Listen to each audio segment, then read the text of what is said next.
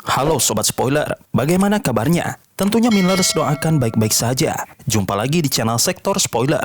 Pada video kali ini, Millers akan bahas kelanjutan cerita dari Donghua series Swallowed Star episode 181. Sedikit disclaimer, alur cerita dari Donghua ini terdapat perbedaan cerita dan penyesuaian dari novel ke video Donghua aslinya. Untuk itu, jika ada perbedaan alur cerita, tokoh ataupun latar tempatnya harap dimaklumi. Tanpa berlama-lama lagi, langsung saja kita gas ke ceritanya. Di episode sebelumnya, pertarungan demi pertarungan membuat tim Luofeng semakin kuat dan teruji. Mereka telah menjalani 11 pertempuran berdarah dalam waktu singkat, dan Luofeng kini menjadi pusat kekuatan tim. Ketika mereka baru saja selesai berperang, musuh baru dari ras Ciusi muncul diam-diam, mengincar mereka dengan serangan kejutan. Dengan kemampuan pemindaiannya, Luofeng berhasil mendeteksi musuh tepat waktu. Serangan besar pun terjadi, dan amarah membara muncul ketika mereka menyadari musuh yang datang adalah pembunuh salah satu rekan lama mereka. Racun, si pengguna tanaman, melepaskan kekuatan penuhnya demi membalas dendam yang telah ia pendam selama ribuan tahun. Pertempuran besar pun pecah dengan 2 makhluk abadi dan 20 penguasa sektor dari pihak musuh, melawan tim Luofeng yang hanya memiliki 1 keabadian dan 9 penguasa sektor. Meski terdesak, Luofeng turun tangan dan membalikan keadaan. Ia menghabisi 10 musuh hanya dalam hitungan detik dan memberi peluang racun untuk membunuh musuh utamanya. Dengan kekuatan gabungan, mereka akhirnya berhasil mengalahkan musuh kuat tersebut. Meskipun salah satu keabadian musuh berhasil kabur dengan cara meledakkan tubuhnya sendiri. Tim Luofeng meraih kemenangan besar, walau mereka sadar pertarungan ini bukan yang terakhir. Namun, ancaman baru tengah mengintai. Fu Weishan, keabadian yang lolos, ternyata meninggalkan cincin berisi penanda jejak rohnya di antara barang-barang tim manusia. Ia kini menyusun rencana balas dendam lebih besar bersama sekutu barunya. Fu Weishan bertekad untuk menghancurkan tim Luofeng sepenuhnya. Di saat tim manusia merasa mereka telah menang, kenyataannya justru bahaya yang lebih besar tengah mendekat, siap meledak kapan saja. Di episode selanjutnya, saat Fu Weishan dari ras Ciusi sibuk menyiapkan rencana balas dendam, tim manusia sedang menikmati masa istirahat setelah pertempuran sengit. Di dalam kapal mereka, C9, para anggota tim berbagi harta rampasan dari pertarungan yang baru saja berlalu. Mereka berhasil mengalahkan 1 makhluk abadi dan 20 penguasa sektor, membawa pulang banyak cincin dunia yang berisi barang-barang berharga. Barang-barang itu diperiksa dengan teliti untuk memastikan tidak ada jebakan atau jejak roh musuh yang tersembunyi. Sebuah prosedur penting yang selalu mereka lakukan setelah bertempur. Sementara tim Luofeng kembali ke markas untuk beristirahat dan meningkatkan kekuatan mereka. Fu Weishan kembali fokus pada rencananya. Ia berhasil mendapatkan nomor kontak yang mulia Meng Weina, seorang makhluk abadi kuat dari klan iblis 10.000 ular tersembunyi. Meskipun Meng Weina awalnya ragu, ia berubah pikiran setelah mendengar bahwa di antara tim manusia yang ditargetkan terdapat 2 penguasa sektor dengan kekuatan setara makhluk abadi. Ini adalah peluang langka karena manusia dengan kemampuan seperti itu sangat jarang, dan membunuh mereka bisa mendatangkan hadiah besar dari klan iblis. Dengan bantuan Meng Weina dan rekannya Lei Keia, Fu Weishan menyusun strategi. Mereka bertiga bersembunyi di tepi wilayah manusia, menunggu tim Luofeng meninggalkan markas dan masuk ke area yang tidak terlalu dijaga. Namun waktu terus berjalan. 8 hari telah berlalu dan tim manusia belum juga keluar. Ketegangan mulai meningkat di antara para pemburu ini. Tetapi Fu Weishan tetap yakin bahwa jebakan cincin dunianya tidak akan terdeteksi. Ia yakin hanya tinggal menunggu waktu sebelum target mereka keluar dari perlindungan. Di sisi lain, tim Luofeng akhirnya merasa cukup istirahat setelah lebih dari 2 minggu. Mereka memutuskan untuk kembali ke medan perang. Para anggota, termasuk Taiwo, Hammer, dan Wei, tampak semangat dan siap menghadapi tantangan baru. Luofeng sendiri mulai berpikir lebih jauh. Ia merasa kemampuannya terlalu besar untuk hanya bergerak bersama tim biasa. Tetapi untuk saat ini, ia masih terikat aturan militer yang mengharuskannya tetap bersama rekan-rekannya sampai mengumpulkan 1 miliar poin. Tanpa mengetahui bahwa mereka tengah diincar oleh para pemburu kuat dari klan iblis, tim Luofeng kembali memulai perjalanannya. Dengan kapal C9 mereka melaju keluar angkasa untuk kembali berburu dan mengumpulkan poin kontribusi. Namun di balik langkah mereka yang penuh percaya diri, bayangan ancaman besar mulai mengintai dalam diam, siap menerkam di saat yang paling lengah. Tim abadi dari ras iblis yang dipimpin oleh Meng Weina akhirnya bergerak setelah mendapatkan kabar bahwa tim manusia telah meninggalkan wilayah aman mereka. Fu Weishan dan Lei Keia, dua abadi dari ras Jiushi, memimpin koordinasi dengan semangat tinggi.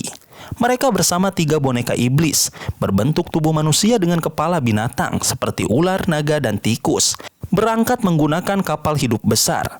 Karena tubuh asli mereka terlalu besar untuk dibawa langsung, para iblis menggunakan boneka logam canggih yang dikendalikan oleh kesadaran mereka dan menyembunyikan tubuh asli di cincin dunia. Selama perjalanan, mereka berdiskusi tentang keterbatasan tubuh besar dalam penggunaan kapal dan betapa mahal serta rumitnya teknologi yang dibutuhkan. Tubuh besar memang membawa keuntungan ketika menerobos ke tingkat abadi karena bisa menyerap energi dalam jumlah yang sangat besar. Namun, dalam hal mobilitas dan penggunaan kapal, mereka menghadapi banyak keterbatasan.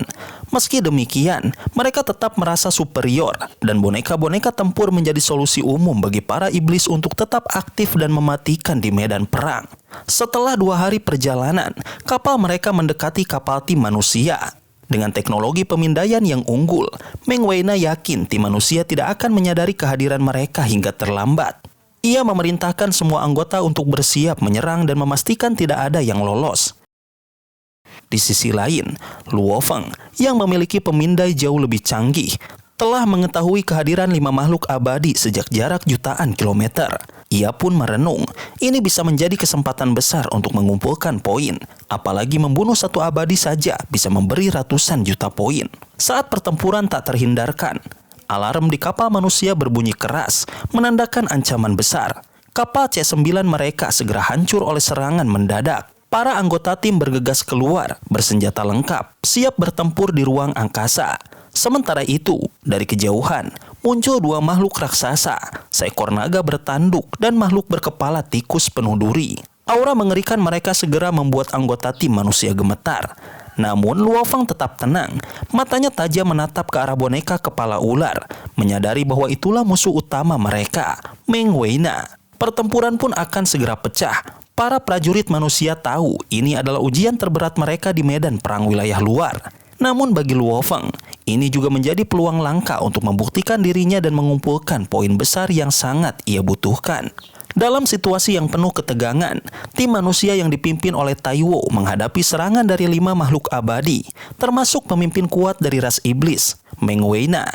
Keputusasaan menyelimuti mereka. Mereka tahu tidak punya banyak harapan melawan kekuatan sebesar ini, terutama setelah munculnya Meng Weina dalam wujud aslinya, seekor ular raksasa hijau sepanjang 12 km dengan tubuh bersisik dan 6 sayap otot. Kehadirannya membawa hawa dingin yang membekukan area sekitarnya dan membuat para penguasa sektor manusia merasa tak berdaya. Dalam detik-detik penting ketika pertempuran akan pecah, sesuatu yang luar biasa terjadi. Dari sisi Luo Feng, muncul makhluk aneh berbentuk tanaman emas yang tiba-tiba tumbuh menjadi sangat besar.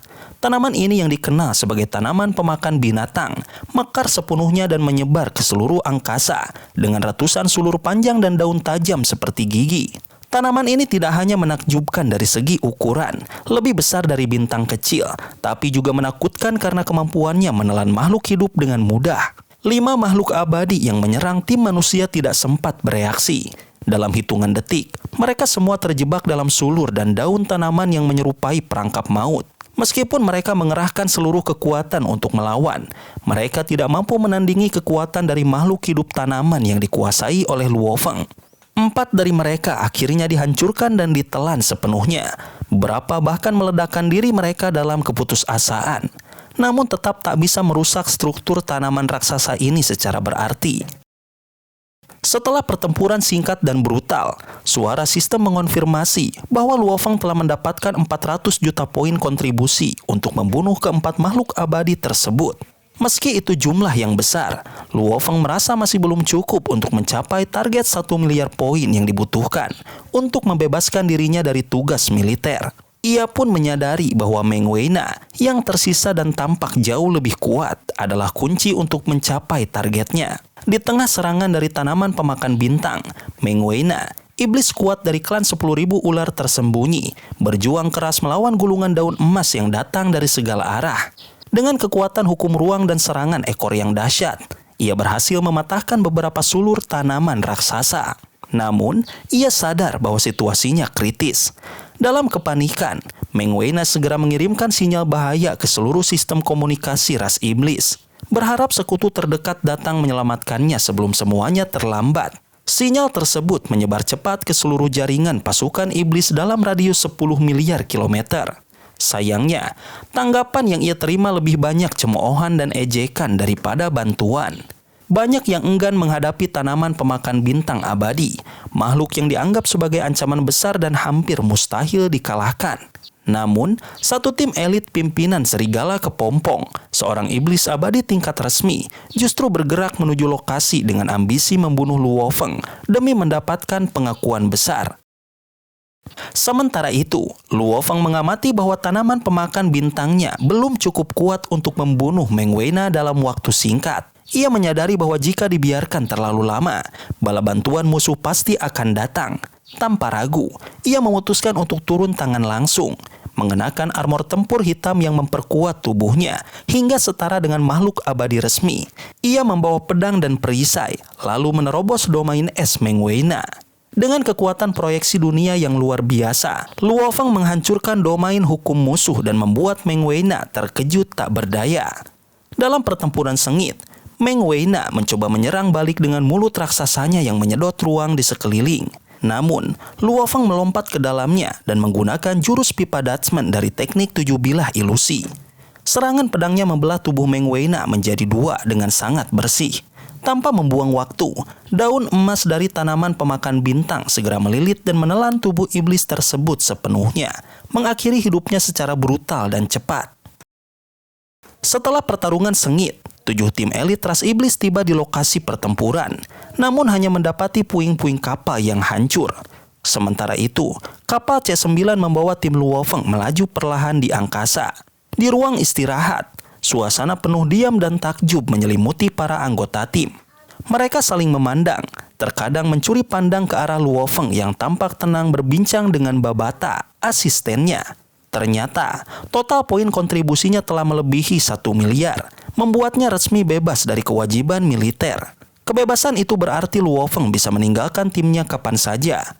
Ia merasa kekuatannya terlalu besar untuk terus bertarung di area yang tidak menantang, seperti bintang-bintang yang hancur.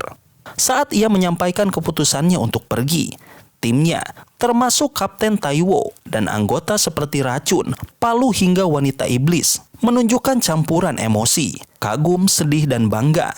Mereka sadar bahwa Luo Feng memiliki kekuatan dan latar belakang yang luar biasa. Bahkan mungkin lebih dari sekedar jenius elit 5 kekuatan besar alam semesta. Sebagai bentuk perpisahan, Luo Feng memberikan cincin dunia berisi harta rampasan dari 5 makhluk abadi yang telah ia bunuh. Bagi Luo Feng, benda-benda itu tidak terlalu berguna. Tapi bagi timnya, nilai harta itu sangat besar. Mereka sempat menolak, namun akhirnya menerima dengan senyum penuh syukur. Beberapa anggota bahkan membandingkan isi cincin itu dengan kekayaan mereka selama ribuan tahun. Setelah itu, Luo Feng menanyakan detail sistem poin kontribusi, dan Taiwo menjelaskan secara lengkap bahwa poin tertinggi hanya bisa diperoleh dari membunuh makhluk tingkat kaisar. Akhirnya, Luo Feng berpamitan secara langsung. Ia menyampaikan rasa hormat dan terima kasihnya kepada rekan-rekannya yang telah bertarung bersamanya. Meski singkat, hubungan mereka terasa dalam karena mereka sudah melalui hidup dan mati bersama. Dengan gaya santai namun tegas, ia menyatakan bahwa perjalanannya di perang wilayah luar yang sesungguhnya baru saja dimulai. Timnya pun memberinya doa dan peringatan terakhir, terutama agar selalu waspada terhadap jebakan dan musuh dari ras lain. Setelah mengucapkan selamat tinggal, Luo Feng keluar dari kapal C9 dan masuk ke kapal barunya yang lebih canggih, kapal E9. 2 kapal itu melaju ke arah berbeda, menandai akhir dari satu babak dan awal dari petualangan baru. Kini, Luo Feng benar-benar memulai perjalanannya sebagai pejuang bebas di medan tempur wilayah luar, dengan tujuan dan kekuatan yang jauh melebihi apa yang bisa dibayangkan rekan-rekannya. Sobat spoiler, itulah spoiler untuk Donghua series Swallowed Star episode 181. Tentunya spoiler ini tidak akan sama persis dengan episode sesungguhnya. Maka dari itu, jika ada kesalahan dalam kata ataupun istilah, serta kekurangan atau kelebihan durasi, harap dimaklumi. Dan jangan lupa untuk mendukung channel ini terus berkembang dengan cara like, share, dan subscribe, supaya kalian gak ketinggalan update terbaru dari channel ini. Terima kasih banyak sudah menonton video ini sampai akhir Sobat Spoiler. Kritik dan saran positifnya silahkan di komentar. Sampai ketemu lagi di video berikutnya. Tetap semangat dan sampai jumpa.